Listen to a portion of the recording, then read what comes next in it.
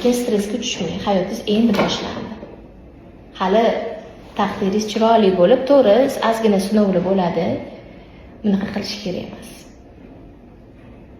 Hozir o'zingizda meditsina qanaqa rivojlangan? Xuddi meditsina rivojlanmagandek, imkonsizdek tutmanglar o'zinglarni. Xo'p, sizga manba rentgendan keyin 100% homilador bo'lmaysan deyishganiga siz qaysidir ma'noda doktorlarga nisbatan qo'rquv, stressga tushib qolgansiz. Endi bolalarda shunaqangi holat borda, bu psixologiya. Ukol olgandan keyin safar o'sha manzilga yaqinlashsa yoki o'sha kiyimni vrachlarni ko'rsa, bolalar yig'laydi, qo'rqadi.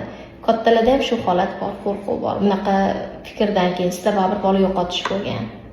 Endi bo'ldi, bo'lmaydi, eko degandan keyin, конечно, doktorga borgingiz kelmaydi, ko'nglingiz qolib ketadi. Sizni vaziyatingizda bo'lish kerak bo'lgan holat.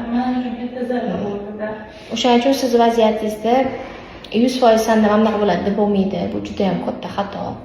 Nima qilish kerak? Birinchi o'rinda ko'rish kerak, diagnostika qilib. Конечно, biz sizni trubingizni saqlab qolish tarafdorimiz. Agar bachadon naylari zo'r ishlasa, yaxshi ishlasa, bu qoldiriladi. Lekin agar haqiqatdan bu rentgen baribir taxmin 100% emas. Agar haqiqatdan rentgendagi trubingiz ishib, ichiga suyuqlik yoki yiringayotgan bo'lsa, buni haqiqatdan olib tashlash kerak. Va keyin eko yo'li qoladi. Lekin har doim bunaqa bo'lavermaydi. Har doim turbani olib tashlavermaymiz. Unga ham bunga ham siz o'zingizni tayyorlashingiz kerak. Tushuntira oldimmi?